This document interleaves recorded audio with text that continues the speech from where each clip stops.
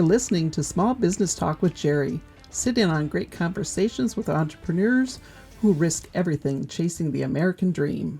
Hey everybody, Small Business Talk with Jerry. This is Jerry. Tonight we have Craig Holschlag. I'm back. I'm excited for this one. I've been waiting for this one for a while. So. Yep.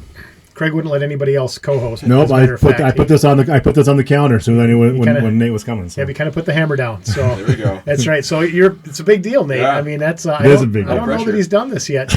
Maybe one exception. I think we had reliable contractors. I did want to be that one too. Yep, you were pretty hard set on that one. But anyways, Nate Skare. He is a chiropractor in Rochester. Introduce yourself a bit. Yeah, I'm Nate Skare. I own Skare Spine and Performance. We're a chiropractic and sports rehab clinic in Rochester. We've been there a little over 2 years now. And kind of our big thing is combining a lot of different things into our standard visit. So that's the chiropractic care. We do some rehab, soft tissue, muscle work, dry needling. We got a shockwave therapy device and some other things. So our big thing is being able to figure out what tool you need and then combining, whatever tools they are to get you the best possible outcomes. So, yeah, we've been there a little over 2 years, and, it's been fun. So when you have an old fat guy like me, and then I see performance in your name, is this for me? Yep. Can you take care of me too, or is this just for like my grandkids when they pull a hammy or something? No, it's honestly for everyone. So my oldest patient's been 97, and my youngest has been 97. Yeah. That doesn't mean they're in worse shape than I am. Well, that's true. Let's be fair. I mean, let's qualify that a little bit. But well, and so for those that so I am happily a patient of Dr. Nate's. I've been going about a year. I was trying to think on the way down. About over a year. And, so he's a former athlete, right? So this is what I said. Like, if you have athletes, he's not a former. I guess you're always an athlete. So you're always, I think you ever grow on it. I'm washed up. Yeah. So he understands a lot of what athletes have to go through, especially when it comes to performance, because injuries and that kind of thing. And then you have the old fat guys like us that like we just want to be able to get out of bed in the morning without hurting ourselves. And it's like when I get up and there's something wrong. Heather's like, "What'd you do?" I'm like, "That's cute, honey." You think I have to do something to not feel good in the morning? That's cute. I appreciate that. It means a lot to me, but it's not true anymore. It just happens. So my oldest has been 97 and youngest has been 8 months old. So then honestly everything in between. I know you did little kids too, little babies. Huh? A little different than obviously what an adult is, but sure. And then like today I had a 94-year-old in, and she's the most spry 94-year-old I'll ever meet. Just doesn't stop talking, full energy, very sharp and everything. So it is literally for everyone. Okay. So yeah, absolutely. Awesome. Now. Obviously the name is pretty descriptive, but I need more definition. What is dry needling? So dry needling is it what it sounds like? Kind of. So it's like acupuncture. If you're in acupuncture, it's in the acupuncture family. It's a little westernized, I'd say it, versus like the Eastern medicine, the Chinese medicine, acupuncture, like following the meridians and stuff. Dry needling is more of taking the needle into whatever muscle or joint we're targeting. So if you have trigger points or tight muscles, we'll needle into there. Or if, arthritis in the knee, we'll needle around the knee, or ankle sprain right in the ankle. So it's a little bit more specific on just needling into that area you're working on or trying to have an effect on. So So if I have a tight muscle and we do the dry needling, what are we accomplishing by poking the bear? Yeah. Really. That's, I think, a fair question, isn't it? I'm done. So it hurts. He's done it. I've done it. He's did it. Yeah. Yeah, so in the muscles, we target trigger points. So a trigger point's like a tight band in a muscle. And then so when we needle into there, we get a neurological effect to where the brain will relax the muscle.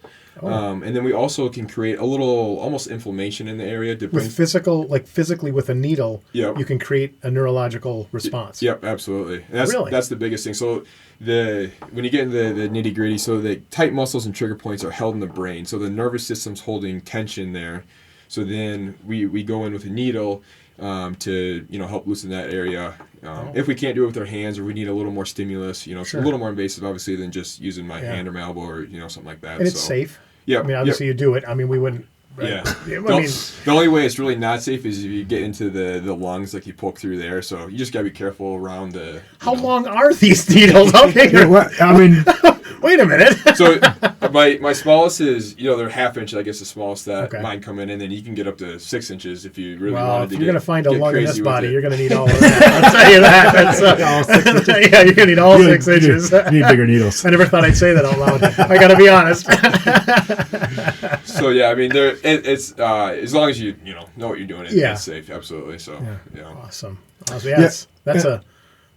I mean, I don't know. I just wouldn't think of going to a chiropractor for something like that. Well, That's interesting. And Nate, you can talk to this. I mean, your name is Skare Spine and Performance, but like I said, I've been coming to you for over a year now, and it's so much more than chiropractic care. I mean, I've been to other chiropractors, Yep. And it's hard for me to explain to people like why do you what's so great about them? I'm like, I can't even explain it to it because in my mind, and the other chiropractors I've been to was come in, they adjust your neck and adjust your back, and then that's it. Mm-hmm. Yeah. That's like the least that you do in the appointments And try that to I've sell gone. you a supplement. Yeah, he has them, but you never. He never really talks about them. Yeah, But yeah. I mean, so I just the amount of issues that he's helped me through over the last year have been, I went in for my neck, and then he fixed that, and then I started having a problem with my shoulder, which he worked on today, and that's getting better, and now I got a problem with my freaking lower back that he's like, okay, yeah, we can get that too. So it's 3 different parts of the body, so it's really like chiropractor, I think is not correct, quite frankly, because you do so much more. Yeah, it is.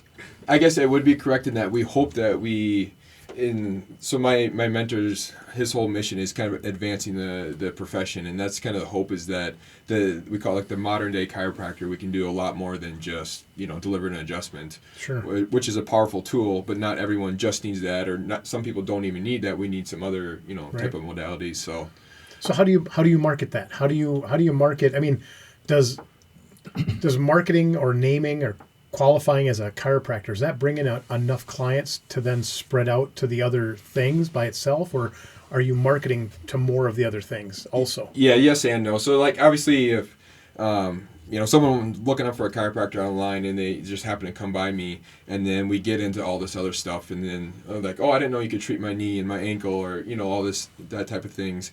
And then it has been a challenge, especially initially, of marketing, of how I'm different than other chiropractors and differentiating myself, because everyone just thinks of the standard chiropractor. Right. So why would I go to this young guy when I can go to so and so throughout town So, and stuff? So I'm just going to say this out loud because I've known Nate for a while now, and I don't think like this anymore because I met him. But the first time I saw your name on the list, the name of your business, I didn't know your name, as a person. I just saw that you were joining the group we were in, and it was Skare Spine and Performance. And I thought, what a horrible name. Who told this guy that was a good idea? And then, of course, I meet you, and it's like, oh, okay, Nate Skare. Yeah. Okay, I get it. Yeah. It's your last name. So you didn't really pick it, but for the business you did, and I'm thinking, was that the best name to go with? I mean, but then, after you don't even think about that anymore. You don't. Yeah. Did you? I guess I never really had. Did you think of other? Were you thinking of other names? Yeah, Like when you're coming when you're starting to. That was not number one on the list in the beginning, was it? I mean, yes and no. We're picking on you. I know. No, I had a whole list, and I had like Rochester. You can just do. A lot of people do like Mad City, integrative health, or Premier Health, or like you Sure. can pick whatever adjective Yeah. that way, and just kind of I guess a lot of my mentors have their last name in it, so it's just almost a thing like that, and then. It's just unique, I guess. And being from the area, a lot of people, either know me or my family from sports and different things like that. So hopefully a little, Right. well, like little once name you know recognition you, that way. it's not an issue. But I thought about that when I saw it. I thought, this guy needs a business coach. Because you grew up in Chatfield, right? Yeah, Spring Valley, Chatfield area. Yeah, and that's where you live now. Yeah. Chatfield, Yeah. Yeah. So how did you decide when you? So I think you've kind of talked about this about when you went to a chiropractor as an athlete, right? And that kind of put you down that path, right? Yep. But how did you decide to do this lane that you're in currently? I mean, again, because how many disciplines are there? I mean, there's hundreds of them, right? I mean, of different Types of chiropractic care. chiropractic. Oh yeah. Yeah. There's a lot of different things. Yeah. So the weird thing about chiropractic school is you go to school and you think you're going to learn all this stuff, and it's really just to pass boards and graduate. It's kind of an entry level thing. So what you do is based off your mentors, what weekend seminars you go to, what you're interested in, and all that type of stuff. So that's why every chiropractor you've been to is different, because they all learn from different people. So I was fortunate in school. So we had there over lunch hour we had student-led clubs. So we go to school 8 to 5 most days, and then over lunchtime you go to a club that's led by a student, and you learn different technique or whatever you're into.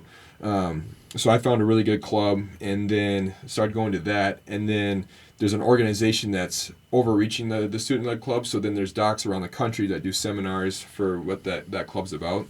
So then I started going to those seminars and found some really great mentors, and especially one guy in St. Louis, and he's literally one of the best chiros in the U.S., teaches around the world, really well respected. And so I started going to his seminars, and he did some rehab stuff. And then, so that kind of led from one thing to another on everything I incorporate. Does he, not to interrupt, but does he specialize in like the sports medicine side of things like you do too? Yep, he does a lot. So he's in outside of St. Louis. So he's in a little smaller community. So they treat a ton of just your general, your old fat guys. Yeah, old fat guy. That's And then, he was the St. Louis Cardinals. It sounds different when someone else says it. It's not nearly as flattering when... Especially coming from someone who's not old or fat. Or that's a little intimidating. Now, let's not say that. No, I'm just kidding. So he's got a practice in their community, and they treat everyone. And then he was also the St. Louis Cardinals chiro and consults for a lot of MLB teams and the NHL and stuff like that. So obviously very high in the performance side. Yeah. So that's where it was really cool to learn from him. And his whole mission is to combine the best techniques, whether that's in chiropractic care, physical therapy, manual therapy, dry needling, nutrition, anything we can do to help get a patient better. That's his whole mission of figuring out a way to combine that into, a standard visit. Because they each all have their own system, which you could take an hour, with the patient just doing one thing. So how do we, combine all of this to give you the best dose for that day? That's how I kind of got into what I do. That's a lot of, what they did at their clinic. I spent, 8-9 months interning with them. So that was an awesome experience. So that kind of combined or got into everything I do essentially. So that's great. Yeah, that's great. And I know again you're continually he goes to you go to seminars for fun, right? What are you doing this week, Nate? Well, I'm going to wherever for another seminar to with another for the weekend or whatever to keep learning, which I think is fantastic. Yeah, obviously in your profession you need to, I suppose, right, for absolutely. and stuff, but. So are you learning, when you go to these seminars, are you learning, well, let me back up. What style of chiropractic practice do you do? What's the name of what you do? That's the hard part. So we can be considered in the functional model. So we're focused on improving function. So that's, how your joints are moving, getting muscles loosened up, the rehab side of things. So improving function in the body. And are there multiple techniques to do that? Yep. And that's what you do, is just kind of bounce from one to another kind to of, learn more? So the chiropractic side of thing, it's called motion palpation is the technique, I guess. But then, motion palpation? Yep. So we assess your joints in motion, and that's works well in my sport brain, because that's just how athletes are. They're always moving. So how are we? We're moving joints to see which ones are restricted and not moving enough, and that's where we deliver the adjustment, or which ones maybe moving too much to where we need to do some stability work and some rehab. And things like that. So because a chiropractor I went to in the past, his technique was like a guy's last name. It was like a Gore. Probably Gonstead. That's what it was. That's a real that's kind of a real popular one, isn't it? Again, I thought it sounds like an STD. It does. It sounds like not a good thing. But I thought, whoa, if you told me I had Gonstead, I wouldn't feel good about that. I'll tell you right now. That would. That's a good one. Yeah, that would bother me. But yeah, so yours isn't like a named after a guy. It's more of how you do or what you do. Yep. Okay. Yep. Exactly. So there's Gonstead. There's diversified adjustments. There's NUCA. There's the activator. There's the SOT. And there's Cox flexion distraction. I mean, there's a whole. You could just keep going on for. Again, I see the bad name thing is kind of in the field. Yeah. I don't think that's just you. I think that just might be a chiropractic thing. You rattled off some embarrassing names there. I'd stay away from. Gonstead and activator. That's. So when you came to, did you always want to come back to the Rochester area? Yeah, I mean, that's where obviously my family's from and my wife's from. If I was going to stay anywhere, it would have been to like one of my mentors to learn under their clinic. If I was ever going to be or doing my own thing, it was going to be coming back to, Rochester in this area. Sure. So, yeah. That makes sense. Yeah, I mean, especially since your family and stuff is here. Yeah. And your wife, is your wife from? She's from Chatfield. Oh, she is? Okay. Yeah. I didn't know that. High school sweethearts? Yep. Awesome. Yeah. I was Oh, just I guessing. didn't know That was that. Nice. Huh? Everybody gets lucky. I was just guessing. I just thought that's a great story, though. That's awesome. Yeah. That's what me and Jody were. Yeah. Really? Yeah, I didn't know you guys were. Yeah, we did in high school. Really? Yeah. Then we went our separate ways, and then she realized that she made a drastic mistake. Or maybe it was me. I don't know. It was a long time ago. I don't know. Who knows? I always tell Craig, I'm like, you know you're made up, right? Oh, for sure. Absolutely. 100%. He's never argued like with not me. even like one level. It's many levels. Completely out Da- the coverage. Dangerous. It's a dangerous tier. I outkicked the punt returner, which is what Nate was. There Right? That we we go. did? Punter, yeah. Oh, you were a punter. In college, Oh, yeah. okay. All right. Yeah. Yeah, no, that's what I say about Heather too. It's like, no, it was her birthday a week ago, and that's what I put on Facebook. I said, honey, I know you can do better. Just don't. Just don't. Yeah. Yeah. Just don't. I know you can. Just don't. So, what do you have for you've been in business for 2 years, and I know you've talked a little bit about you're looking to find a front desk person to help you with the answering the phones, that kind of thing. Do you ever have aspirations of having other chiropractors in your practice? Yep. Okay. So yeah, that's where the kind of the whole performance and then the name comes in of what kind of future aspirations are.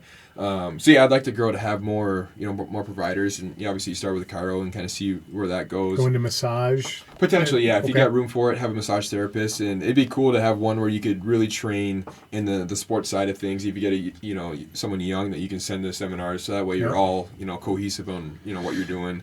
Would you want someone in a different? If I say this incorrectly, correct me, but like a different modality, so you do what you do. Yep. Would you want another chiro or something that maybe works more with a different Gonstead or something. or a different affliction of some sort? I mean, or would you want them all kind of be under your kind of path? Yeah, so to speak? we'd want to be all in the same toolbox, I guess. Okay. So that way, if you see me versus someone else, like you're getting the same treatment. Oh, sure. That makes sense. Yeah, Yeah. that makes sense. I wasn't following you at first. I was like, why wouldn't you want the diversity? But I get that. Like when you're not there. Yep. Right. And they might find their own niche with it's a female. They might love working with babies and women, like pregnant women more than what I do, or something like that, where they might find their own niche of population. But yeah, we want to be in the functional model, and that's what we believe in, and that's where we want to be. That makes total sense. That does make sense. Yeah. So. Yeah, but you were losing me for a minute there, but I'm glad you kind of explained that because that makes sense. Would different massage? I don't know. At some point we'll hopefully get to do Still Point Studios. It'd be interesting to see how they. Is there different massage techniques? I guess there's a lot out there. I don't know a ton in that world specifically, but there is because just in massage you can get a gentle massage or they'll call it like a sports orthopedic massage, or you have all your different types of names of that. So there's a lot of different stuff in that world. It'd be more on like the soft tissue side of things. So some of the techniques I might be trained in, we could send them to seminars. So that way, if you need more than what time I could give you, that type of thing. And correct me if I'm wrong, I was told this actually by a massage therapist that if you go get a massage before you go to a chiropractor, it actually will help the adjustment, right? Yeah, it potentially could. It's just kind of helps loosen up the muscles and all that stuff. Unless you do deep tissue, those people have anger issues. I'm just they do, Yeah, but they're very good at it because that's God. what I like to have when I go. I am Not deep. I'm not like. And again, I'm gonna pick on her. Hopefully, But Suzanne Grivna, she was Steel Point. She's in a new chapter. I've had a couple from her. She's very strong.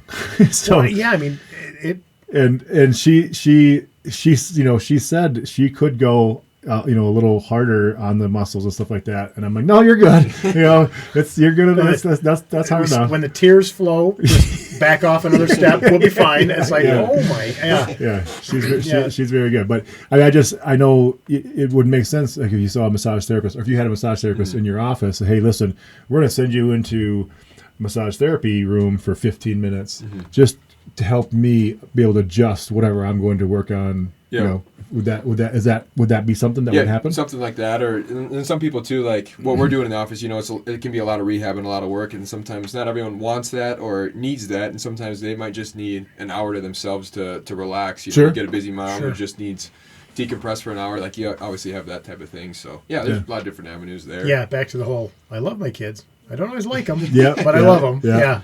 Yeah, what we do for our children. Oh, yeah. Which, by the way, Nate's expecting in September. So. Yeah, congratulations. I heard that on Tuesday. You told me. Yep, we were at our social. Yep. So first one? Yep, first one. Awesome. Dive on in. They don't know what they're having. Good luck. So we're not. They're not finding out until day of. So I'll tell you this. Everyone told Dustin was my oldest. And he was my first, and everyone told me, "Oh, you're so lucky you had a boy. You're so lucky you had a boy. Girls are so much harder." We had a 10-year gap between Dustin and Haley. Should mention that too. So I had 10 years with Dustin before Haley came around, and I was like, he was a handful.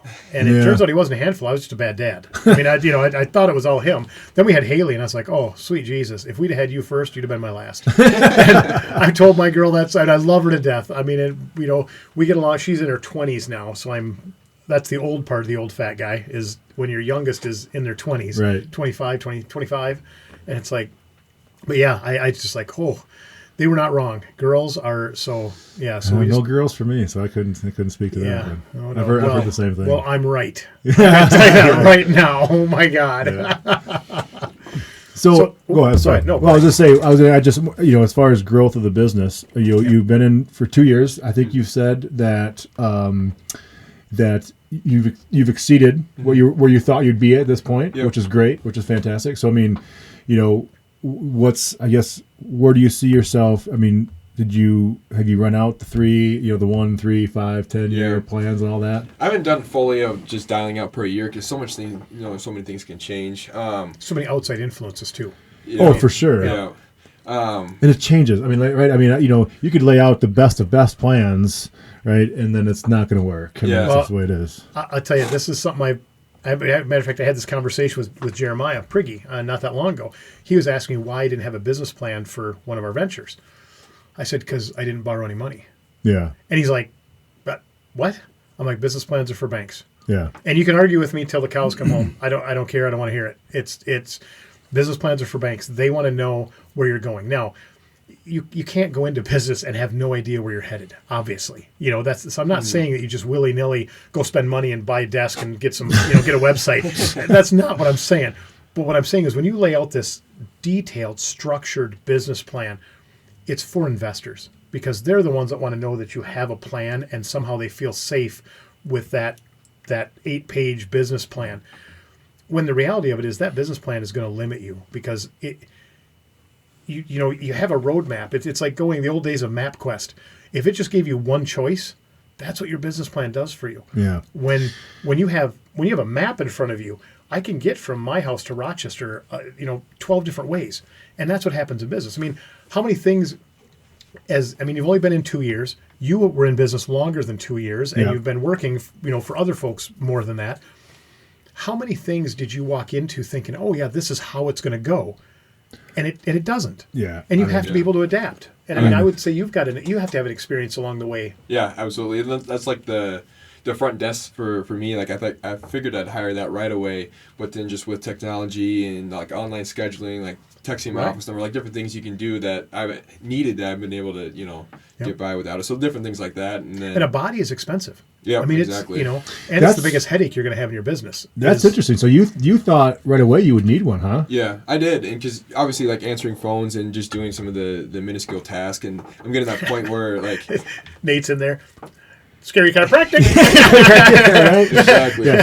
Yeah, you can't do that. Separating rib bone or rib muscle. Yeah. That's interesting because I think a lot of people.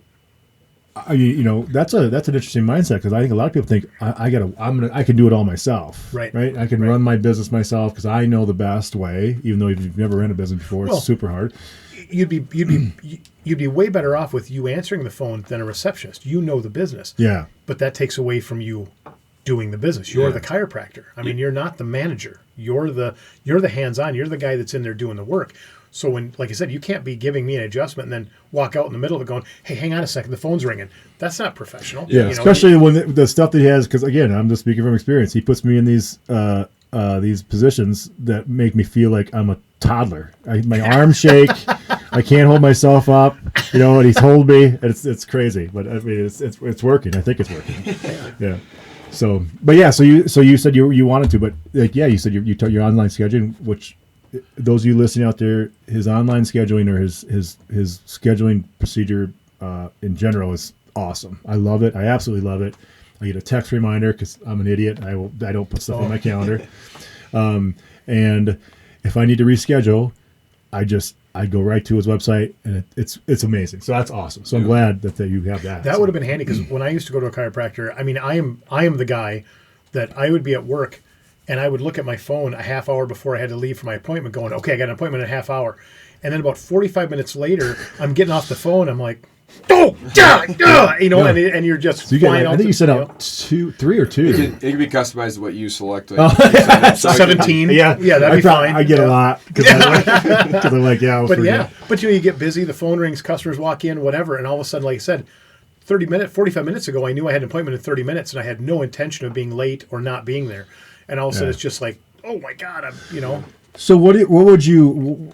So if you were to hire a front desk person to do, to take away what tasks that you're doing now? So a lot of it would be increasing my hourly capacity, and then I could see probably one more person an hour, just because greeting someone, walking into the room, checking them out. You got to reschedule them. You get some people like, oh, let me look through my calendar, and I'm 10 minutes behind. I'm like, hurry up, that kind of thing. So it just takes away the probably 5 minutes a person, give or take. So I could see more people per hour. Because I've listened to some chiropractic business stuff, and so I want to be able to do the $300 an hour job, which is seeing multiple patients per hour, versus doing the $20 an hour jobs that you could hire someone for. So getting a much task that I can do what I'm good at, and to do what you do. Yep, exactly. Well, every position has a value, and you can love what that person does for you in your business that you're willing to pay them to the moon and back, but at the end of the day, that position has a cap. Now, as an owner, we can choose to pay them more than the cap, because we're a good person and they're great at what they do. But at the end of the day, there's a huge difference between what a receptionist, the hourly value of a receptionist versus a chiropractor versus a massage therapist versus a RN versus a surgeon. It's all these things are different. And so, yeah, you're right. And when you start averaging your time amongst those different positions, you're also averaging your pay. And in your spot, you're the chiropractor. No one in there makes less than you, or no one makes more than you. Or no one should be. Yeah. There's not a position in that facility that has a higher ceiling than you. For sure. So everything you average, for you, that average is, you're just dropping. Yep. Yeah, that's a great way to put it. Absolutely. Yeah. So yeah. Oh, sorry. Did you have go ahead and finish? I was going to say, kind of on the original question, where hopefully Skare Spine Performance is headed is the performance side. What I'd love to get into functional medicine, which is really kind of personalized medicine, like on more the nutrition side of things.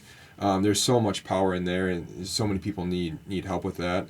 So that'd be fun to dive into that world a little bit. And then I'm a meathead at heart, and I love strength training, and I really think the biggest and best longevity pill we could give anyone is strength. So figuring out some way, there's some cool ideas with that of where we want to take that, and hopefully incorporating that into more people's lives, essentially. So that'd be another area of potentially diving into. But I made a comment earlier, and I didn't want to come across as being negative with it, but when I made the supplements comment, because my past chiropractors, it was like, yep, crack a couple bones, you'll feel better in an hour.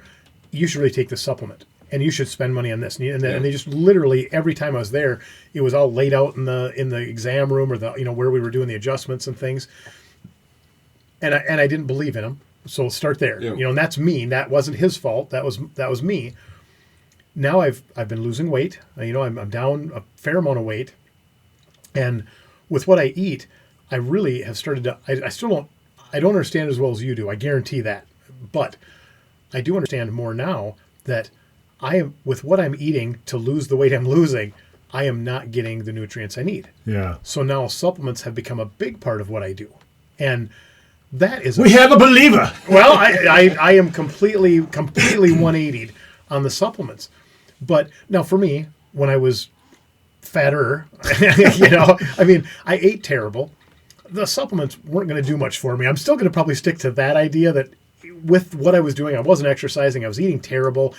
Supplement wasn't really going to benefit me enough to make it worth it. Sure. Now, with the amount I eat, I'm not smart enough to eat the right things exactly. I'm eating way better than I did, but I don't eat much at all. We went from, a few thousand calories a day, 4,000 to 6,000 calories a day. Now I'm at like 800 to 1,200.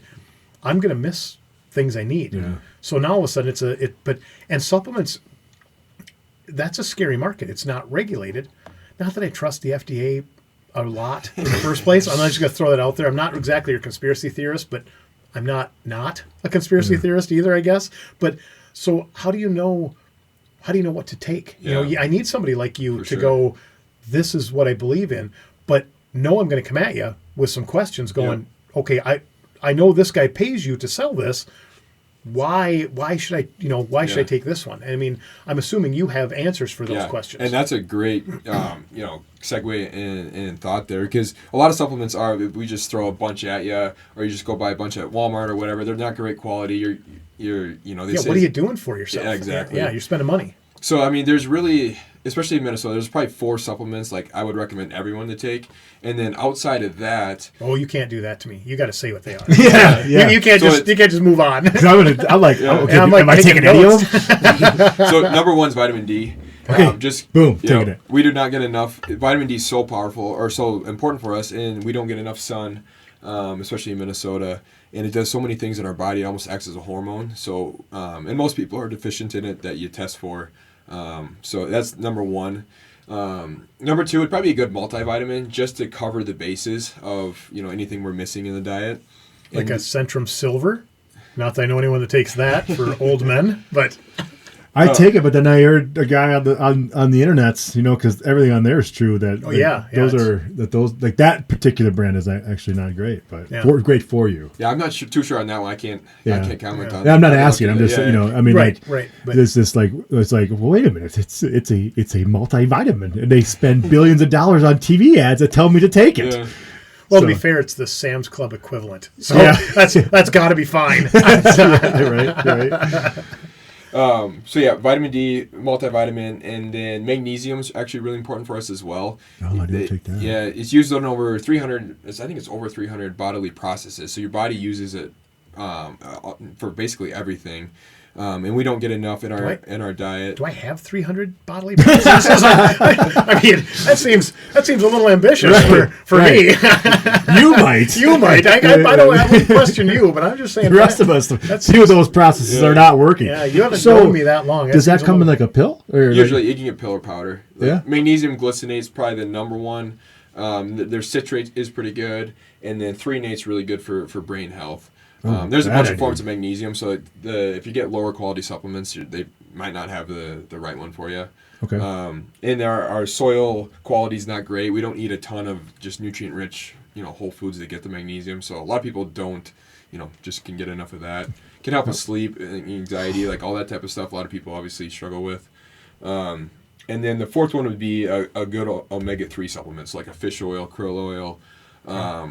I think black seed oil has some in it. I'd have to, don't quote me on that one. Sure. But a good omega-3 supplement. There's a lot of good research for this will cancel if you get it wrong. I'm just saying, don't do that. Yeah. The 8 listeners we have, they will come down on you like a world of thunder. Yeah. And there's a lot of good research actually for brain health, nerve health, everything like that for the omega-3. So those are kind of the big 4. And then outside of that, we actually really would want to do testing. So usually blood testing without just throwing a bunch at you, because then you're just guessing. Yeah. Have you? Jerry and I have talked about a little bit, on a personal level. Is the methylene what's the test? The methylated. Yeah, the methylated methylated. Yep. Yeah. So if you have, it's called an MTHFR gene mutation, then you're going to want methylated B vitamin. Now, you don't do that kind of work though, right? Because that's more like Dr. Lai at your clinics does so we that. can, and that's eventually what I want to get into. It's hard in Rochester, there's not direct access to chiropractic. Is there a certain hospital here that kind of dominates the market? Yeah, and it makes it tough for. And they don't like doing that. Yeah, sounds like starts with an M. Yeah. Anyway, it's on my sandwich. Yeah. Just relate it to food. I'm your guy. I will pin that every time. Yeah. So we have a roundabout way we can do it. It's a little more hassle than what we'd like it to be. When I was in St. Louis, there was a LabQuest clinic in there, so we could just give them a sheet, say, hey, we want this test. They'd go there, get their blood drawn. It's emailed to the doctor within a week. So then you have everything there. Usually insurance covers that. It's like $100, so it's really cost efficient. Sure. Ideally. So we don't have that directly in Rochester, or at least I don't yet. So it's a little harder access that way. But I should introduce you to my friend Dr. Lai. Yeah, and he's got obviously can do that. So yeah. Can he do the methyl? What's it called? Yes, I'm sure you have to get like a gene test as long as he could do that. I've talked to him about this. Yeah. And for your benefit too, he has a nurse practitioner that does that. Yes. And I've spoken to him about that, and I just haven't gotten the opportunity to go talk to him. But I don't know if he could do that particular test. But with that, I mean, you can just take a methylated B vitamin or multivitamin that's got the like methylfolate and methylcobalamin. That's really what you're looking for in the label. Not the Scio bio. Yeah, so that's like the synthetic version, right? Yeah, it's not good for you. See? All you people watching. Right? You thought I was a dum-dum? I mean, I am, but I just learned. I kind of know how to say big words. I can't even say it right. That's a lot of syllables. I mean, that's all I don't even know what you said. I just couldn't get past all the syllables. I was like, that's pretty impressive. Yeah, because I read about it. But I did actually talk to Dr. Lai about that, and he wasn't convinced that was the best thing to go after. He's like, you've been listening to like reels, haven't you? I'm like, oh yeah. It's Gary Brecka actually is the guy. Yeah. What's your opinion of Gary Brecka and what he says? I like a lot of what he says. Okay, me too. Yeah, I like a lot of what he says, and his whole premise too. I mean, is getting down to basically whole foods, like eating a clean diet. That's where everyone's got to start before you throw supplements, before you do all the fancy stuff. Like, can we? So that goes back to what you said, what you wanted to do, right? Because okay, listen, we can. You've talked about this, in SBR is I can fix your joints, or I can adjust your joints and do all that stuff. But really, let's figure out, and Dr. Lai talks about this too, like what's the root cause? How can we fix the problem? Yeah. Not rather than just crack a couple bones, hand you a supplement, and say, see you in 3 weeks or a month or whatever it is. Absolutely.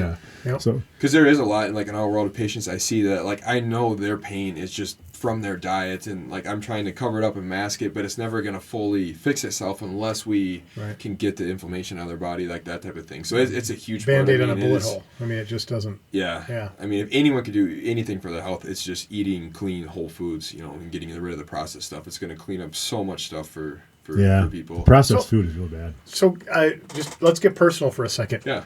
Give me an example of dinner with your wife. What do you and your wife eat? I mean, what's a typical dinner for you? So it's usually going to start with some sort of meat. So if we have good quality ground beef, making the burgers or whatever, steak or chicken breast or fish, salmon, eggs. Are you picky at the store when you're at the grocery store? Usually for that type of stuff, yeah. We want higher quality, meat. If someone can't afford that, it doesn't matter too much to where just get good, ground beef, real food. So I was going to start with the meat, and then usually, 1 to 3 vegetables, and then finish that. Damn it, Jody was right again. And then finish that with some sort of carb, so like sweet potato, fruit, even whole potatoes are fine. Usually in that family. So do you buy into the organic if you can mentality? So that's why I feel like you can afford it. Organic's gonna be better. But if someone's if they're gonna buy organic or crap food, I just pick the non-organic, fruit, like that type of thing. So we spray so much of our crap with pesticides and stuff. So a lot. So if you can buy organic, I'll tell you, one of the things that Gary Brecka said that I really struggled with was he said that he was showing how washing off strawberries, just bought a box of strawberries at the grocery store, wash them off with a baking soda compound that he tells you to use. Yeah, I've heard of that. And he said that when they test the water that you cleaned the strawberries off of, the pesticide in that water is strong enough to just spray a field again, to literally respray. Yeah. And how many times have you just reached in that box and just eat it, Yeah. you know, and not wash it, not, Yeah. you know? And I mean, that's scary. Yeah. That stuff's not meant to be ingested. No. I mean, Absolutely. period. No, it's not. And that's where like the people, I mean, they can look up like the clean and dirty dozen of like fruits and vegetables. Generally, anything like you're gonna eat without peeling the skin off, you're gonna want to try to get organic, like berries, you know, an apple, like stuff where you're directly eating the skin of that. Yep. You know, Okay. so that's Sure, kind that of makes one way sense. to Yep. think about it that way. But Yep. Yeah, that's it amazes me. And then like I said, that whole conspiracy theorist brain that, you know, it's like, if it says organic, I mean, you know, how do you know? You know, but I guess you're better off with that than not. Well, I think they get inspected. I think, right? I mean, Yeah. at least they're supposed to. I believe. I think organic they do. So like with grass-fed meat, you can kind of put on the label you're grass-fed. That's not always well regulated. So it's kind of, this is a third-party tested, Right. or they have different independent organizations. You know, so you Or- can always look for that type of thing. Yeah. See, now I don't understand. Cage-free chickens, right? Yeah. But they, you know, if everybody out there, there's a great documentary out there called, you know, I'm sure a lot of people watch them. I think there's more than one. Something about you are what you eat or something like that, and they talk about cage-free chickens, but they're like, but it's 1 square foot of space for them. Oh. And then so they're in a one, that's their cage. They're not in a cage, Not but in a cage, they're smashed together in one, you know, and Yeah. one chicken gets 1 square foot. So it's really not. And see, I cage-free. don't know anything about food. I mean, other than the delicious parts, that's my specialty. But in my industry, in automotive, if you buy engine oil and it says it's fully synthetic, if it's from Europe, then it's actually fully synthetic. They're regulated in Europe. Engine oil is regulated in Europe. It is not in the U.S. In the U.S., they have what they call base stock petroleums that you use. And grade 1 is used for this. It's kind of poor quality. Grade 2 is a better quality. You can make engine oil out of it. Grade 3 is a very pure base stock. But it's still not a synthetic oil. Well, in the U.S., and again, I'll probably get beat up from our 8 listeners, but if I'm not mistaken, I think it's 7%. If that engine oil is made up of 7% grade 3 base stock in the U.S., you can call it full synthetic. Not so you can call it full synthetic. Oh. And that's all it takes is 7% of a grade 3 base stock that's not truly a synthetic to begin with. So with that, I mean, I realize engine oil, petroleum is way different than food, but is it? Well, that's what I was going to say. I mean, you just said, like, we as Americans especially, right, we eat tons of processed food, and it's horrible for you. Yeah. So you try to I didn't hear the mac and cheese in his dinner plan. Yeah, no, yeah, right. Spam. Yeah, I didn't get that. So, but you're trying to eat, you know, like you said, you want to try, you go to the grocery store and you try, you know, how do you know? I mean, Yeah. you know, if it says organic or if it says 93% lean ground beef, is it? I don't know. I mean, Yeah. you know, I don't think they test or test it every. They're But not testing every pound of meat, are they? Well, if we learned anything in the last, 6 months of 2025, it's the illegitimacy of most of our 3-letter agencies. Yeah. I mean, and again, I know I sound tinfoil hat, but you look at what Musk has brought to light. Yeah, It's like, and so now we're supposed to trust that while they're stealing all of our money, that they're actually doing the job they say they're going to do. Yeah. I question. Do you grow your own food? Or do you guys have a my wife's garden? got a little garden, but Yeah. not a ton. It's a lot of work, but- yeah, it would be. It'd be cool, but yeah, Yeah. it's a lot of work. It's a lot of work. It is a lot of work. I'd love to. We used to have a restaurant. garden. Yeah, we used to too. love it, and I. It's amazing eating out of your garden. It really. Oh, is. the food! It tastes so much better. Like, you go to the farmer's market even. Yeah, right? this is what a carrot is supposed to taste like. That's pretty. That's Right. pretty amazing. It's But it's Go to it's a Mexico. lot of work. Well, go to Mexico, and eat pineapple. Yeah. Right. I mean, it's white, and it's like, well, it's not appealing looking. You Yeah. know, when you look at it, it's not appealing at all compared to what we eat, the bright yellow. But then you taste it, and it's like, wow. Yeah. So then, No of course, my tinfoil hat brain, you start Googling it. It's like most of the pineapples that come into the U.S., they're dyed. They're injected with a dye to make them yellow. It's Great. like, I can't even eat pineapple anymore. well, I mean, but those are the things also you're like, really? We were in Mexico. One of the folks that was traveling with us, just a Mountain Dew-aholic, and the resort didn't have Mountain Dew. So her husband Kelly and I, we jumped on a bus That was not a great plan in Mexico, for the record. Just don't recommend it. But we were on it. It took us 2.5 hours to get to a Walmart. But this super Walmart they had was massive. Their soda aisle was huge. I mean, just huge. And all these things I've never heard of, apple sodas and all kinds of cool stuff that I'd never even seen. And they have Pepsi. And they had, again, Pepsis I'd never heard of. Not a single Mountain Dew bottle, can, anything. Really? Not a reference to Mountain Dew, not a flavor of Mountain Dew.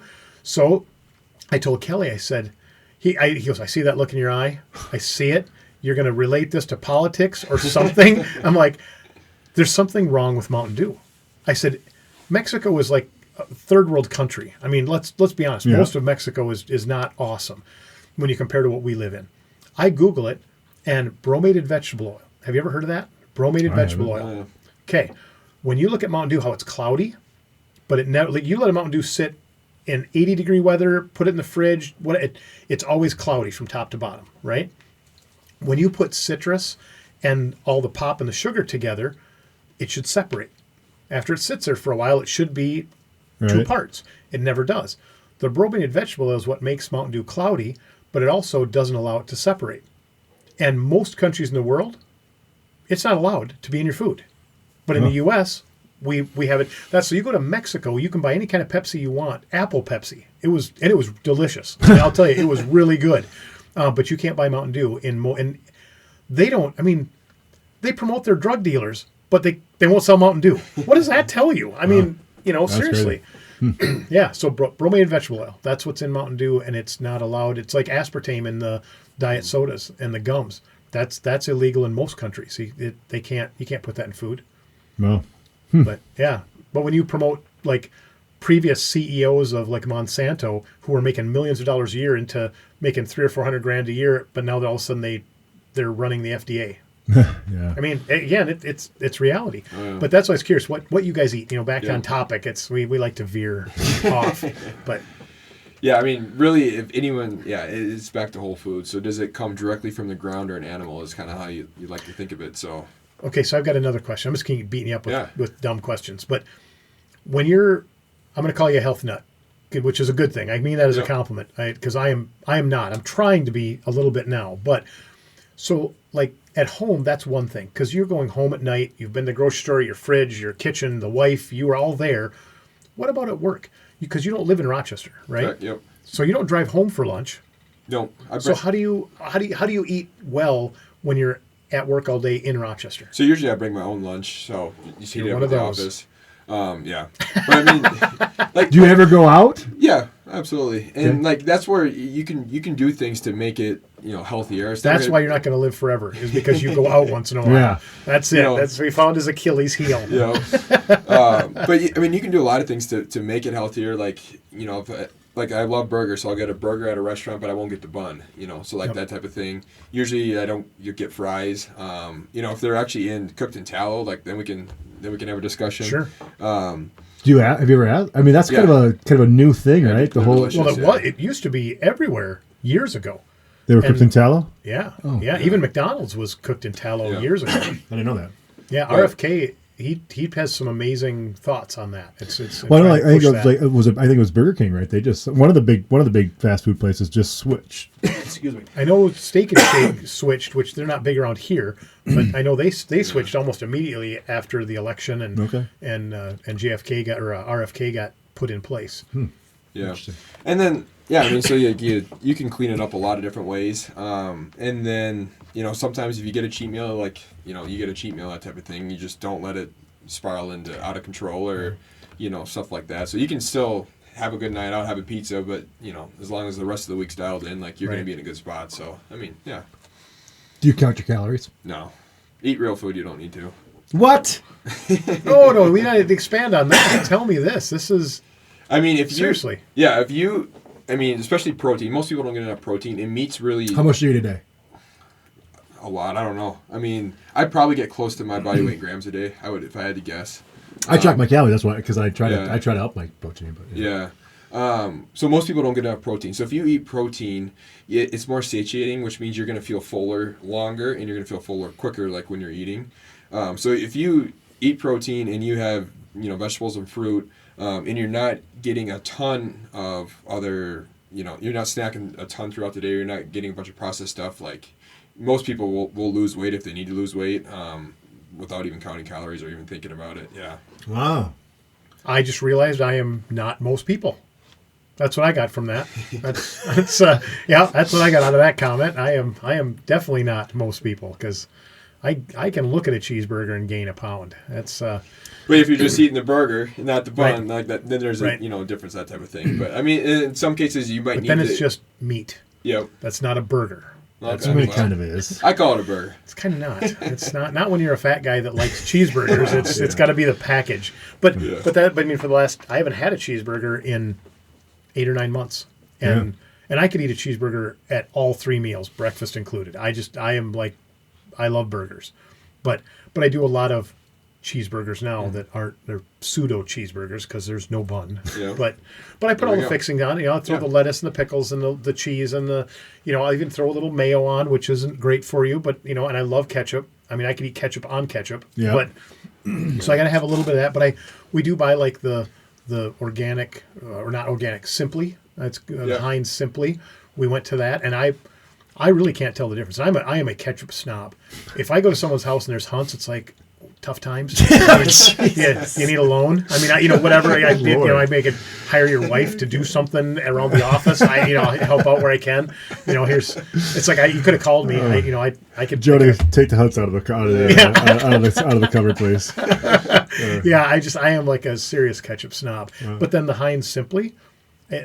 You look at the ingredients list. It's like European ingredients. It's way less, and there's no words I can't pronounce, and I can't tell the difference. I really like it. But that goes to what you said. It was like you can make small changes. Even go out if you go out for dinner, right? Just one of the things. And this is getting off topic of Skare Spine and Performance, but one of the things that my wife we started splitting meals. I used to eat a whole burger, fries, the whole thing, right? Have appetizers. Now I'm like, no, we don't need that much food. Just split it. So. One thing I wanted to ask about, because you've talked, some of the other things that you did, which you've done this on me, I think once or twice, was that shockwave thing. Talk about that, because that's a fairly new tool that you've been using the last couple of months. Is it new to you, or is it new? It's new to me, and it's been around. It's really started in the 70s. They used it to break up kidney stones, but it's getting more and more into the musculoskeletal world. And I don't know exactly when it's been on. I mean, I'd say 10 years. It's been getting more mainstream. Okay. So shockwave,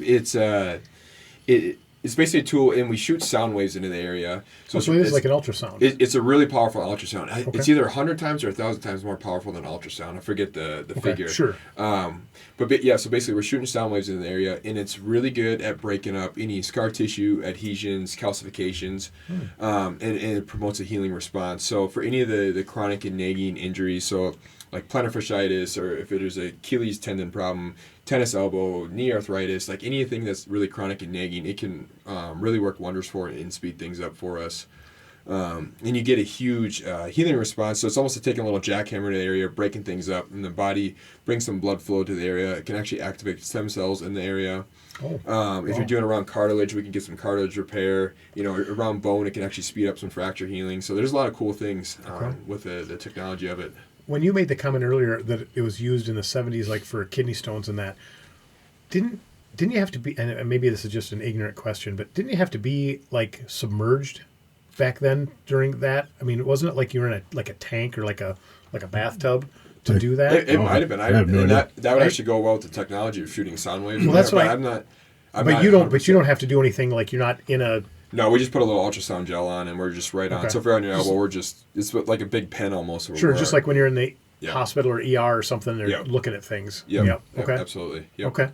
Well, for some reason that sticks in my head that you were like sitting in a tub, and I'm pretty sure because I know my dad had that done when I was a kid, and he was like, they give you like a pair of shorts, like a bathing suit, and I was like, you got a gown. He's like, no, he literally sat in like a tank, like a tub. I didn't know that, but I say because you've done that a couple times on the shockwave, so it's loud too. Yeah, there's a loud stimulus because there's a little bullet in it, and it's air compressed, so then it hits a metal piece, so it just bounces back and forth. So we'll do like 3,000 shocks, and it takes 3-4 minutes, so it's pretty fast, and it's loud, so you get a little bit of kind of that effect as well. Yeah. But So so you had this done? Yeah, because again, Nate's worked on like three different body parts for me, and I think you use it on my shoulder. And we only did it once, so like the real effect of it, it's usually 4 to 8 treatments with it. Is kind of if someone's coming in for it that we're using it. Is it comfortable, uncomfortable when you're doing it? I wouldn't say neither. You don't really feel it. It's more loud. The audio part of it is probably was probably the shocking thing to me. I mean, because he was just doing it on my shoulder. I don't think it hurt. I don't remember. Okay. When we really dial it up for people, we want it to be a little uncomfortable. So we kind of call it the bitter beer face, where they're kind of like snarling a little bit, but it's still tolerable to get through 3-4 minutes of it. So how about the dry needling? How's that for? Because I've had acupuncture before, and I'm just like, kind of going, okay, you're messing around back there, but like it was on my shoulder and the back of my arm, and I'm kind of, I'm not really paying attention. I'm thinking, I don't like needles. Not a big fan, I mean, but he's done that on me too. But then, all of a sudden I'm like, so when are we gonna kind of get this moving? And he's just kind of laughs, and he kind of look over your shoulder, and it's like I had to have a dozen of them just sticking out, and they were, they're like that long. I mean, I don't know how much it was in my shoulder, but they were sticking out probably inch and a half. But I look back, and it's all these little things. I'm like, wow, I didn't even know they were. I mean, I thought he was just like rubbing whatever, getting me ready for it. And I'm like, holy cow! There's like my shoulder's like full of these things, so that didn't hurt at all. Do you do a lot of that? Is it really injury specific? It's injury specific on what they're coming in with. I did probably a lot more right away because it was almost like a kind of a catch-all. I was throwing everything at you to get you better as quickly as possible. And I've got more experience. You get better at knowing what tool to use at which time. So I do probably less than what I started with. But yeah, we use it quite a bit. Most people, it's usually pretty comfortable. Some areas it can be a little sensitive in. But for the most part, it's relatively comfortable. You might feel a little ache as it goes in, but yeah. I had it at a physical therapist's office, which was horrific. I mean, it helped. I would recommend it. If you have pain, whether it's with Dr. Nate or a physical therapist, I would recommend it. But it hurt. Yeah. It hurt bad. Okay. What you did wasn't. I don't think. Well, he put it in my tendon, my Achilles tendon, which hurt a lot. That's gonna be more sensitive. Yeah, and then he hooked me up to electricity too, so that didn't help matters. But so, do you ever do any of that with the electrical? Yeah. You do. Yep. Okay. Yep. Yep. Wow. So that's one thing I didn't know you did. Yeah. Okay. So we use electricity when we want a little more of an effect on the needle. So like if someone's got a ton of pain, like they just sprained an ankle, we'll use a little bit of that to get everything to calm down. Or if and correct me if I'm like that's also kind of a neurological response, right? Yep. The pain receptors trying to get it actually to stop. For sure, you're kind of almost blocking the nerve signals to get the. I point at him like he's right. Oh yeah, of course. Like a couple of chiropractic experts here just have a little chat. Yeah. Of course, I know what you're talking about, Dr. Nate. I'm just watching. Yeah. I don't know what they're talking about. So what else have we? Have we missed anything other than of kind of in your toolbox, so to speak? One of the other things I do, it's called blood flow restriction therapy. Oh, so that's right. I've seen your Facebook. Yeah, on those. So that's one of the tools we use. Again, another not great name. Yeah, that doesn't sound appealing. Yeah, that doesn't. Again, you chiropractors got to work on your naming skills a bit. I think I'm seeing a pattern here. Yeah. So with that, we're basically taking a fancy blood pressure cuff and putting it either on your leg or your arm, and then with the device I have, we're restricting 80% of the blood flow going to that leg.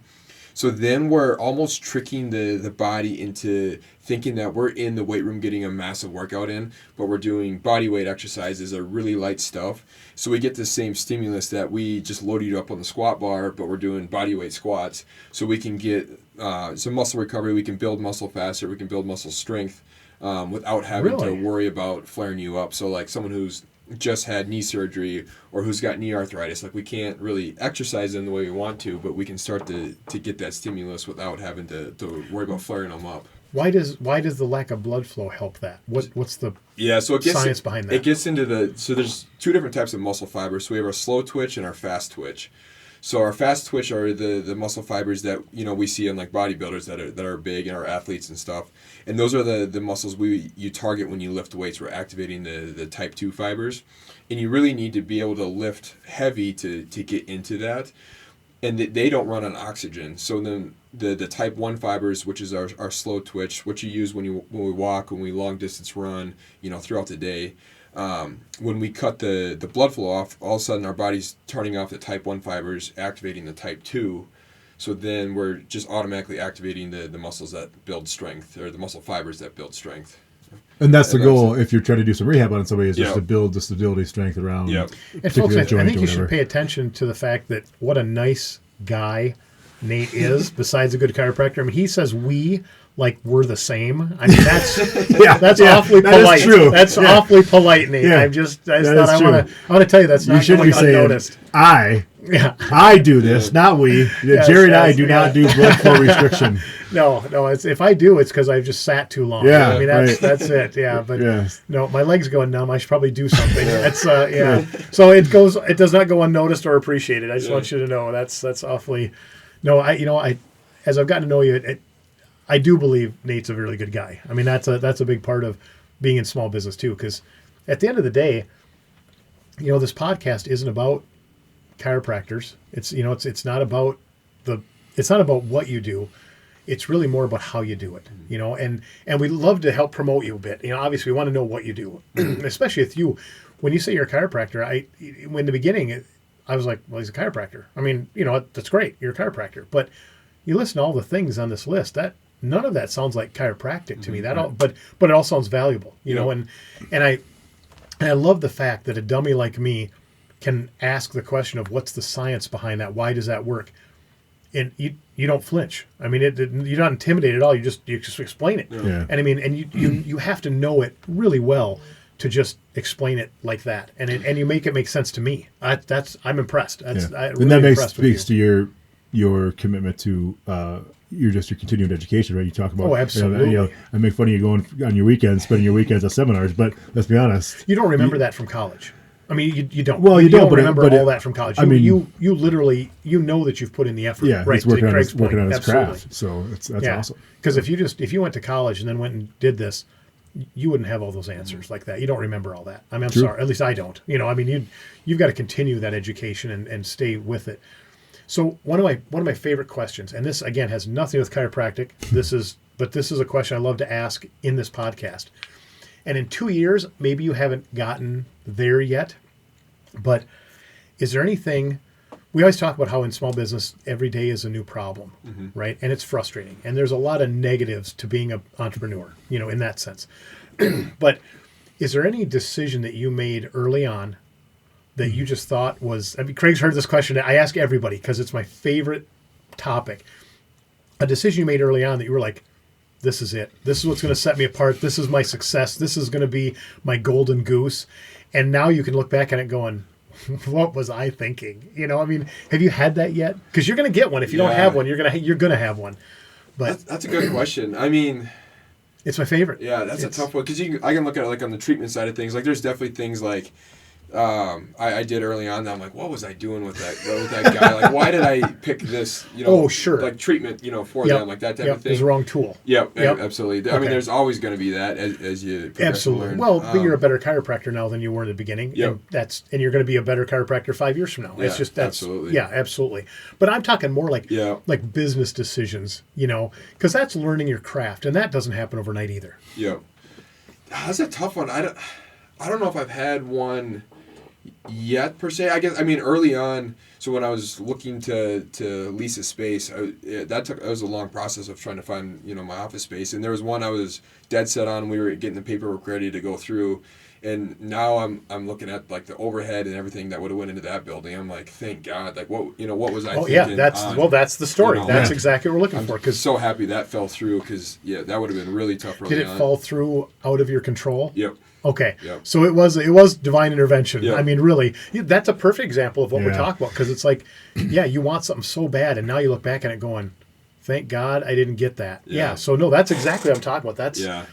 That was probably the biggest one that comes to mind. I mean, obviously, like as you go, you get better at certain advertising. Like, I shouldn't waste money on that, doing that type of thing. Well, you can eat your lunch on marketing. You know, I mean, like, that's different stuff like that, but nothing that's been like I'd say right now profound in that regard. Besides that first space, but that's a legitimate answer to that question. Absolutely. I mean, Craig and we've experienced a lot of these with people over the podcasts and ourselves. Yeah, for sure ourselves.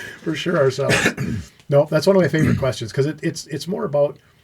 We like to talk here in the Small Business Talk with Jerry. We like to talk about you're a chiropractor. You had Mosquito Squad. I have an auto shop, a gun shop, some other things. Those three things, Mosquito Squad, chiropractic, auto shop. Where's the completely different Where's the common industries? denominator? Completely different.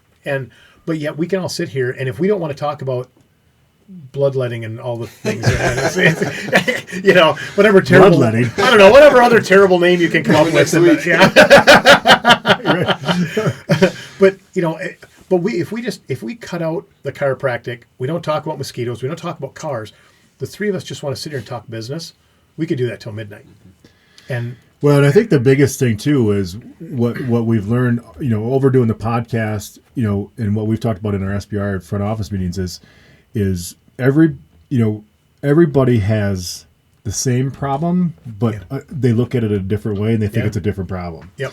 And they assume that a chiropractor couldn't benefit from a knowledge of an auto guy, and the auto guy, there's no way that the mosquito guy can help the auto guy, and it's like that couldn't be further from the truth. I'll use your scheduling piece as an example, right? I think when you talked about that, when it was last week or whenever it was, people were real interested in that because you have figured out a way for an industry such as yours and a service industry to really take a person out of that. And like we talked about, that's an expense that you don't have to worry about today. It's a fiscal expense, huge, to add a person. Yeah. It's a mental expense. I mean, employees are your biggest headache. And I'm not saying that they're bad people. I'm just saying overall, things are out of their control. Their kid's sick. There's always something, I mean, they fall down on the ice and it hurt their back, and now they're having troubles. I mean, in your business, they're coming to you. They're taking time off work. You can screw up your back for a lifetime. Just a one slip on the ice. And we live in Minnesota. It's just, and it doesn't mean that they're a bad person. It's just, but employees are a pain. Yeah. They're a huge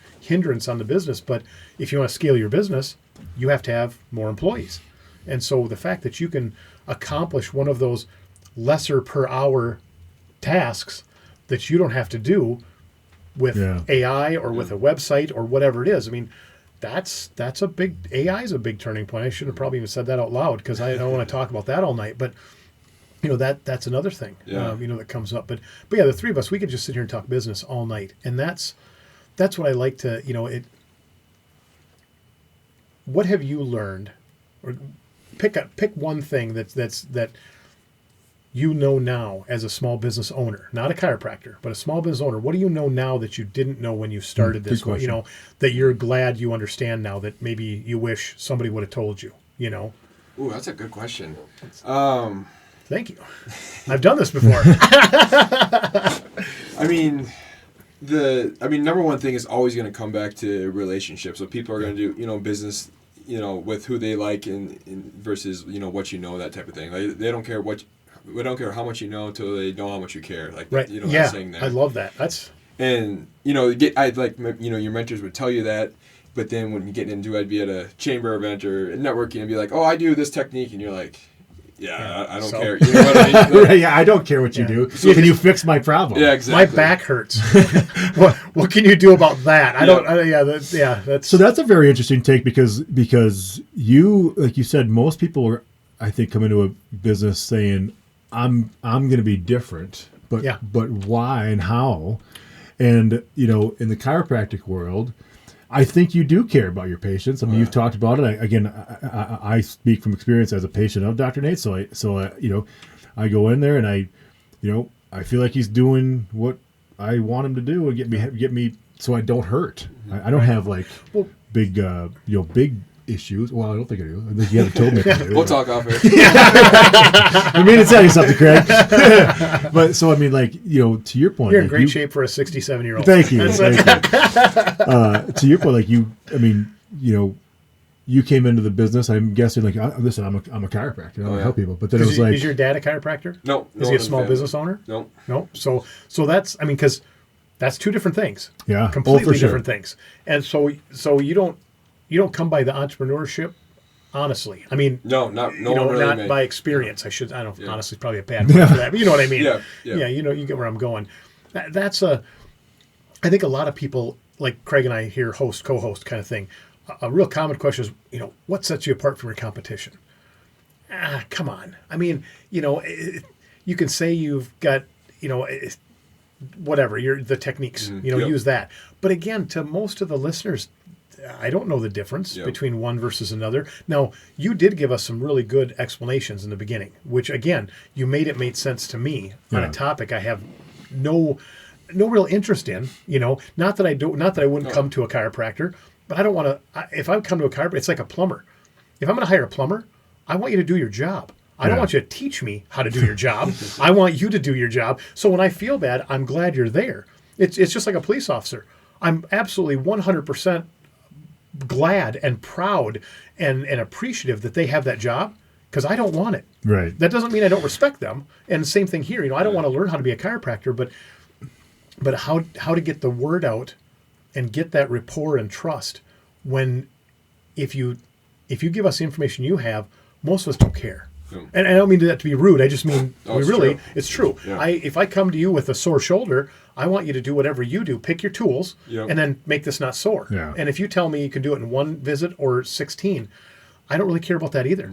I just want to know, give me a plan and know what you're talking about and tell me, that's going to hurt for a while. It's going to take, we can't get this fixed this afternoon, but we can get it started. Okay. That's exactly what you told me. I'm good with my that. neck. Oh, okay. Yeah. I mean, is that because I thought it was in my neck and it was actually in my shoulder or my shoulder, upper shoulder blade was where it was starting or where it was emanating from. So and then he did take care of it. Oh yeah. So I mean that builds that trust. That's that rapport. That's why I say it's so much more than chiropractic care. Yeah. That's, you know, so for those of you listening, but that's every business. I mean that type of thing that's every business. I mean, you have to build that rapport and that trust. Oh, the rapport, absolutely, 100%. Yeah, 100%. Yeah.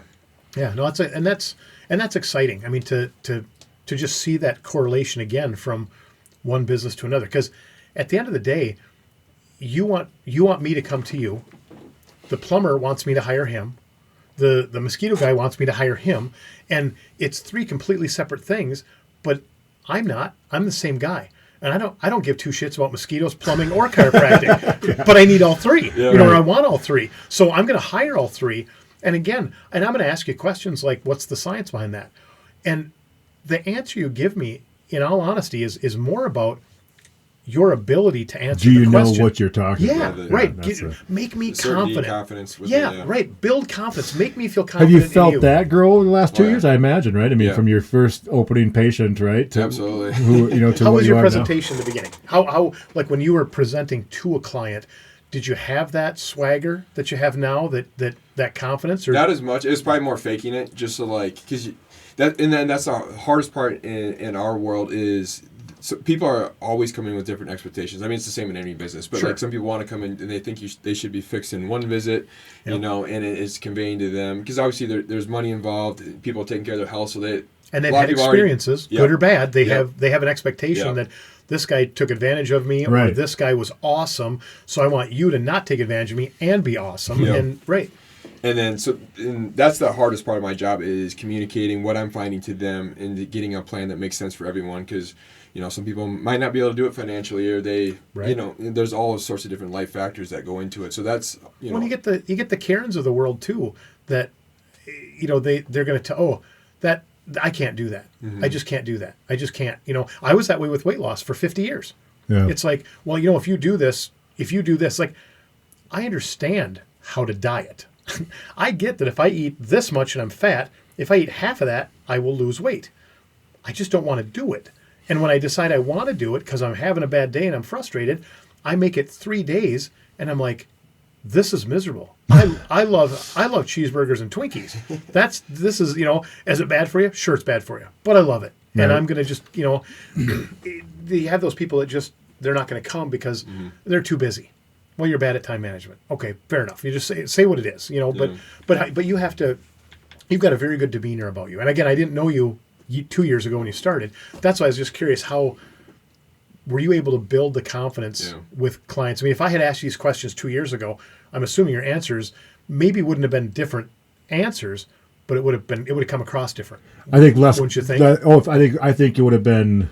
Do you feel like, because the shock wave and the blood flow restriction and all the other things you do, like Jerry said, very confident answers. Yeah.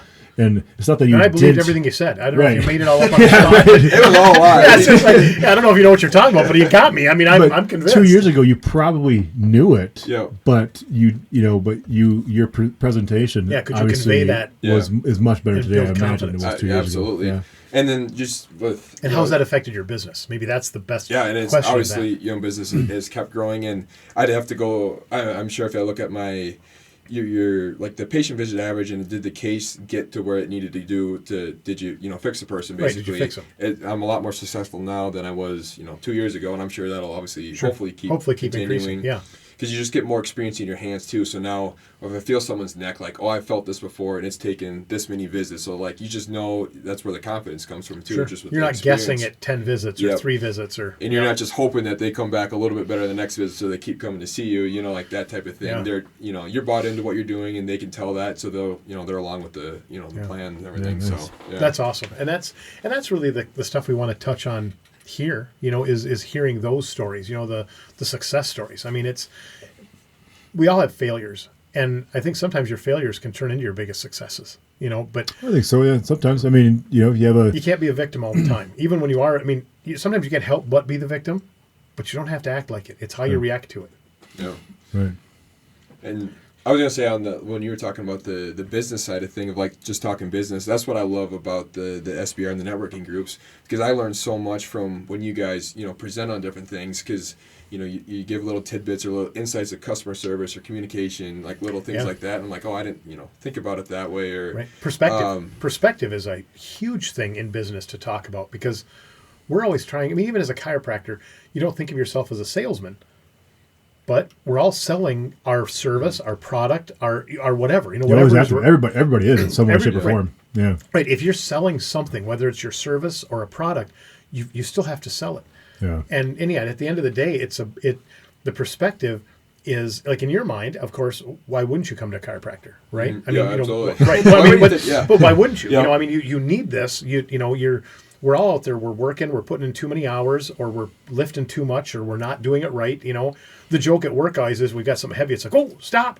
Make sure you do that in a quick, swift, jerking, twisting motion when you lift that, and then sometimes you do. I mean, whatever, something happens and it's just, it doesn't go well. But then as a client, you're thinking, do I really need that? Do I need to spend the money on that? My insurance isn't going to cover it. My insurance only covers part of it. Whatever the thing. I mean, when you're questioning something, you can come up with a million reasons not to do it. And so, as a small business, as an entrepreneur, you have to remember their perspective and your perspective, way different. Way different. You got to talk their language, and without being, like you said, you had to fake it. Well, if you don't have it in the beginning, that's what you have to do. But nobody wants to be faked out. So you've got to get your feet under you quick. Or you fail. Yeah. So wouldn't you agree with that? Well, for sure. I was just trying to. I was going to say, with the knowledge piece of it. And to your point, like, is it expensive? Yeah, I don't know. It probably is. For some, Yep. That's relative. Yeah, that's all relative for sure. But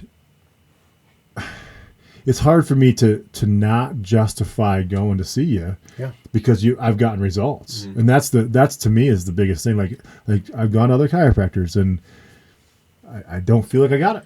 Yeah, it's going through the motions. It was going through the motions. Where again, I don't know, outside of I'm going to say 2 or 3 things, it's always different. He's got, I mean, every appointment is different. I mean, he does a couple of your kind of standard things. I think that you probably always do to every patient, but there's a lot of things that he does that I've never, and that's why I said it's more than chiropractic care. It's absolutely 100% more than chiropractic care. And I couldn't be happier. So good. I'm glad. Is there anything else you want to go? I see we're at about an hour and 18, 20 minutes here. It doesn't feel like that long. I know. Yeah, it does go quick. Yeah, it goes quick. Is there anything we haven't talked about that you want to mention or you want to bring up? I guess probably not really. Yeah, we covered a lot there. So yeah, nothing. Follow him on Facebook because he puts a lot of. How do we get a hold of you? How do we find you? What's going on? So yeah, I have followed my Facebook and Instagram. So Skare Spine and Performance. Instagram is Skare Spine Performance. It's not spelled scary. Yep, Skare. Yes. Right. Yeah. And then our website is skarespineperform.com. And then our office number is 507-200-0449, which obviously you can find on Google and all that. Yeah. But yeah, follow the Facebook and Instagram. We try to put out engaging content, it's usually educational and stuff like that. I do see your reels. Yeah, and a your lot of great shorts, content. Yeah, a lot of great content on Facebook. Yeah. I'm not on Instagram. I have an Instagram account, but I'm not really on it. But I mean, I watch the Facebook stuff because it's shows you the blood flow restrictor thing and all that stuff. So it's great. I'm still convinced that this was all like torture names. It's just the naming. It kind of that thing kind of looks comfortable. It looks like a big pillow. But. It's not uncomfortable, but it adds up. You'll feel like you're working out, but really, yeah. Nice. Well, people know how to get a hold of you, and they know what you do. You're not just a chiropractor. Yeah. Absolutely not. Not that there's anything wrong with that. No, but no. I would like. I was gonna say again with if those are listening, if you've got kids in sports, go see Dr. Nate because again he is an athlete, was in that world for played college football, so he can really help. I think with your techniques and your tools to get kids back out performing safely. Yeah. Where they're not rushing it and saying, all right, listen, you need to come do this for 1 or 2 or 3 or 4 more visits, whatever, because if you don't, you're going to get hurt again. Yeah. So, and that's, one of the biggest things for us is that we can get you in same day, next day. We'll figure out, make it work. You don't have to wait to see a doctor, get an X-ray, then see the doctor again, and then get prescribed what you're going to do. We'll start care day one. That's for anyone. If you're, a candidate for care, we'll get you in and get you going. So, great. What were you say, sorry? Well, I was going to ask if, and I don't know that Still Point would be if they are interested in this. We haven't had them on for a podcast yet, but Still Point Studios, that's their massage therapist. Yep. They're not married, right? But it's a his and hers kind of thing. It's two. Yeah, they're business partners. Okay. Suzanne and Scott. Yep. Suzanne and Scott. Yep. I haven't met them yet, but when we get them on, would you be interested in coming back and maybe doing something with them too? Yeah, would be kind of fun. I mean, that'd be great. Yeah. Something like that. We'll try and get them on as like an independent, like your own, give them their own first, and then see if they'd be interested in something like that. Yeah, that'd be fun. It'd be kind of cool to. We've got room, we've got chairs, we've got mics. We're ready to go. So, any last thoughts? How was the podcast? What did you think of that? It was fun. Okay, just casual conversation. Yeah. So it's just leaning back and. so many of our like SBR members are just kind of terrified to come on because they think it's going to be just this intimidating thing, and it's like. No, I'm not smart enough for that. Yeah. we're just gonna talk. No, very much conversation. Yeah. Great. Perfect. Yeah. Well, guys, Skare Spine and Performance, Rochester, Minnesota. He told you how to find him. Instagram, Facebook, telephone, Google. Craig, thank you very much for coming out. Again. Nate, thanks for making time tonight and taking the risk and seeing it. I'm glad you enjoyed it. So, guys, we'll see you next time. Have a great night.